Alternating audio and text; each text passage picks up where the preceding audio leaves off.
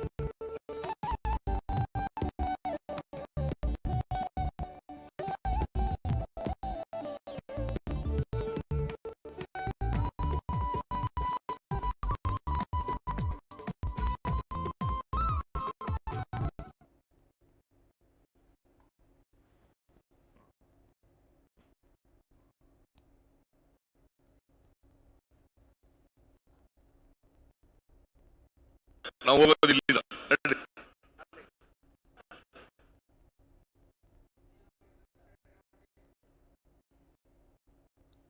ಈ ಸಮಾರಂಭದಲ್ಲಿ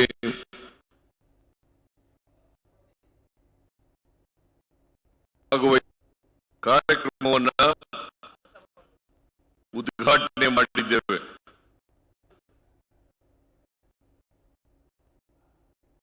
ಈ ಯೋಜನೆ 2 ಹಂತಗಳಲ್ಲಿ ಕಾರ್ಯಗತ ಆಗ್ತದೆ. ಈಗ ಮೊದಲನೇ ಹಂತದ ಯೋಜನೆ ಉದ್ಘಾಟನೆ ಆಗಿದೆ. 2ನೇ ಹಂತದ ಯೋಜನೆ ಪ್ರಾರಂಭ ಆಗಿ ಇನ್ನು 2026-27ಕ್ಕೆ ಮುಗಿಯುತ್ತದೆ. ನಾನು ಬಹಳ ಸ್ಪಷ್ಟವಾಗಿ ಹೇಳ್ತೇನೆ, ಈ ಕಾರ್ಯಕ್ರಮ ಪೂರ್ಣಗೊಳ್ಳುತ್ತದೆ. ಯಾರು ಕೂಡ ಈ ಕಾರ್ಯಕ್ರಮದ ಬಗ್ಗೆ ಸಂಶಯ ಇಡಬಾರದು. ಯಾಕೆ ಈ ಮಾತನ್ನ ಹೇಳ್ತಾ ಇದ್ದೀನಿ ಅಂತಂದ್ರೆ, ಕೆಲವರು ಜನರಲ್ಲಿ ಅನುಮಾನವನ್ನ ಸಂಶಯವನ್ನ ಹುಟ್ಟುಹಾಕಲಿಕ್ಕೆ ಪ್ರಯತ್ನವನ್ನ ಮಾಡ್ತಾ ಇದ್ದಾರೆ. ಅವೆಲ್ಲವೂ ಕೂಡ ಆಧಾರರಹಿತವಾದಂತಹ ಜನರನ್ನ ತಪ್ಪುದಾರಿಗಳಿರ್ತಕ್ಕಂಥ ಪ್ರಯತ್ನವೇ ಹೊರತು ಯಾವುದು ಕೂಡ ಸತ್ಯ ಇಲ್ಲ. ಈಗ ನೀವೆಲ್ಲ ಕಣ್ಣಾರೆ ನೋಡಿದ್ದೀರಿ, ನಾವೆಲ್ಲ ಕಣ್ಣಾರೆ ನೋಡಿದ್ದೀವಿ.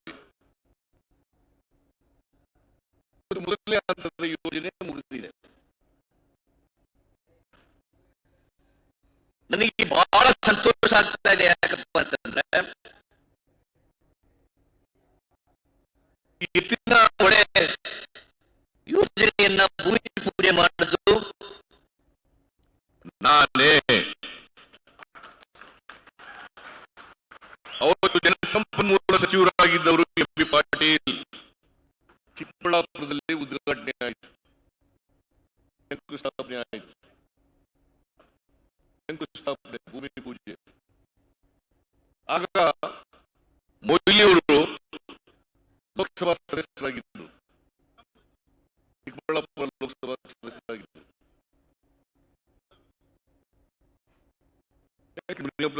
ಸ್ವಲ್ಪ ಅಲ್ಲ, ಹೇಳ್ತೀನಿ, ಸ್ವಲ್ಪ ಇದ್ರೆ ಟೆಂಪರ್ ಅನ್ನೆಸಲ್ಲಿ.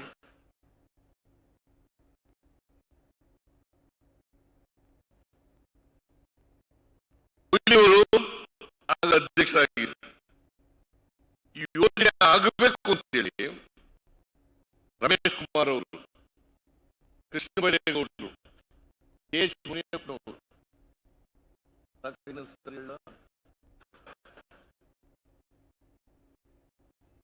ಎಚ್ ಮುನಿಯಪ್ಪನವರು, ಸುದರ್ಶನ್ ಅವರು, ಶ್ರೀರಾಮದವರು, ಆ ಭಾಗದ ಎಲ್ಲ ಶಾಸಕರುಗಳು ಕೂಡ ಎತ್ತಿನ ಹೊಳೆ ಯೋಜನೆ ಆಗಬೇಕು, ಬಹಳ ದಿನಗಳಿಂದ ಜನರ ಅಪೇಕ್ಷೆ. ಅದಕ್ಕೆ ಇದು ಒಂದು ಮಹತ್ವಾಕಾಂಕ್ಷೆಯ ಯೋಜನೆ.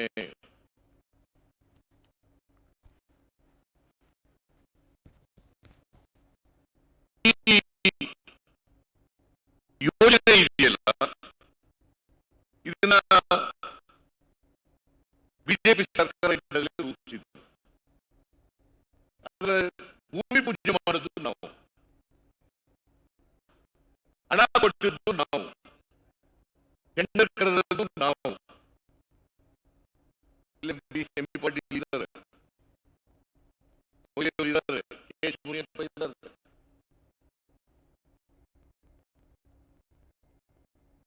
ಕೋಲಾರ ಜಿಲ್ಲೆಯ ಎಲ್ಲ ಶಾಸಕರು ಎಲ್ಲ ಇದ್ದಾರೆ, ನಾರಾಯಣಸ್ವಾಮಿ, ನಂಜೇಗೌಡ, ಮಂಜುನಾಥ, ಎಲ್ಲರೂ ಕೂಡ ಇದ್ದಾರೆ.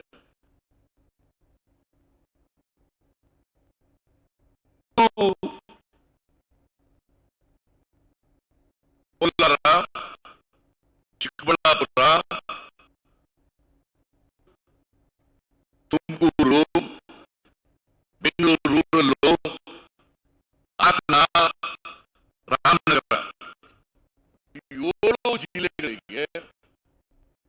7 ಜಿಲ್ಲೆಗಳಿಗೆ ನೀರನ್ನ ಕೊಡ್ತಕ್ಕಂಥ ಒಂದು ಮಹತ್ವಾಕಾಂಕ್ಷೆ ಯೋಜನೆ. 7 ಜಿಲ್ಲೆಗಳಿಗೆ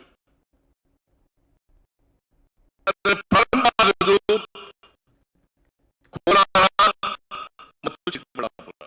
ಅವರಿಗೆ ಕುಡಿಯುವ ನೀರನ್ನ ಕೊಡಬೇಕು. ಕೋಲಾರ ಮತ್ತು ಚಿಕ್ಕಬಳ್ಳಾಪುರ, ಆಮೇಲೆ ತುಮಕೂರು, ಆಮೇಲೆ ಈ ಶಿವಲಿಂಗೇಗೌಡ ಇರಲ್ಲ,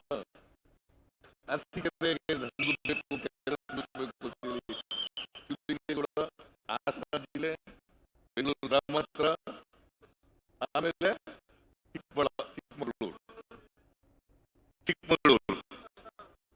ಎಲ್ಲ ಜಿಲ್ಲೆಗಳು ಕೂಡ ಇವತ್ತು ಸುಮಾರು 24.01 TMC ನೀರು ಬೇಕಾಗ್ತದೆ.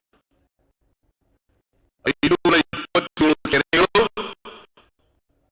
ಮತ್ತು ಈ ಎಲ್ಲ ಜಿಲ್ಲೆಗಳಿಗೆ ಕುಡಿಯುವ ನೀರನ್ನು ಕೊಡ್ತಕ್ಕಂಥ. ಯಾಕಂದ್ರೆ ಬರಪೀಡಿತ ಪ್ರದೇಶಗಳಿವು, ಕುಡಿಯುವ ನೀರಿನ ಸಮಸ್ಯೆ ಬಹಳ ಕಾಡ್ತಾ ಇತ್ತು ಈ ಜಿಲ್ಲೆಗಳಿಗೆ. ನಾನು ಜಯಚಂದ್ರ ಮರ್ತ್ಬಿಟ್ಟಿದ್ದೆ, ಜಯಚಂದ್ರ ಕೂಡ ಅವರು ತುಮಕೂರಿಗೆ ಹೇಳ್ತಾ ಇದ್ರು. ಆಮೇಲೆ ನನ್ಗೆ ಹೇಳಿದ್ರು, ಇವೆಲ್ಲ ಜಿಲ್ಲೆಗಳದ್ದು ಸೇರಿಸಿ ಮಾಡೋಣ, ಎಷ್ಟು ನೀರು ಬೇಕಾಗ್ತದೆ? 24.01 TMC ನೀರು ಬೇಕಾಗ್ತದೆ. ಕುಡಿಯೋ ನೀರು ಎಷ್ಟು ಬೇಕಾಗ್ತದೆ? 14.56 TMC ನೀರು ಬೇಕಾಗ್ತದೆ. ತುಂಬಿಸಲಿಕ್ಕೆ ಎಷ್ಟು ನೀರು ಬೇಕಾಗ್ತದೆ? 9.9, ಸುಮಾರು 10 TMC ನೀರು, ಸುಮಾರು 10 TMC ನೀರು ಕೆರೆಗಳು ತುಂಬಿಸಲಿಕ್ಕೆ ಬೇಕಾಗ್ತದೆ. ಇದು ಮೂಲತಃ ಕುಡಿಯುವ ನೀರಿನ ಯೋಜನೆ, ಜನರಿಗೆ ಕುಡಿಯುವ ನೀರನ್ನು ಕೊಡಬೇಕು. ಸುಮಾರು 75-76 ಲಕ್ಷ ಜನರಿಗೆ ಕುಡಿಯುವ ನೀರನ್ನು ಕೊಟ್ಟಂತ ಯೋಜನೆ. 75-76 ಲಕ್ಷ. ನಾನು ಮೊನ್ನೆ ಪತ್ರಿಕೆಯಲ್ಲಿ ಬಂದ ಮೇಲೆ ಕೆಲವರೆಲ್ಲ ಕೃಷ್ಣ ಬೈರೇಗೌಡ, ಮುನಿಯಪ್ಪ ಇವರೆಲ್ಲ ನಮಗೆ ನೀರು ಸಿಗ್ತಿಲ್ಲ, ಕೋಲಾರ ಸಿಗ್ತಿಲ್ಲ, ನೀರು ಚಿಕ್ಕಬಳ್ಳಾಪುರ ಸಿಗಲಿಲ್ಲ, ಕುಡಿಯುವ ನೀರು ಅದೆಲ್ಲ ಸಂಶಯವನ್ನು ವ್ಯಕ್ತಪಡಿಸಿದೆ. ನಾನು ನಮ್ಮ MD ವಿಶ್ವೇಶ್ವರಯ್ಯ ಅಭಿವೃದ್ಧಿ ನಿಗಮದ MD ಕರೆದು ಮಾತಾಡಿದೆ, ಚರ್ಚೆ ಮಾಡಿದೆ. 10 ವರ್ಷ ಆಯ್ತು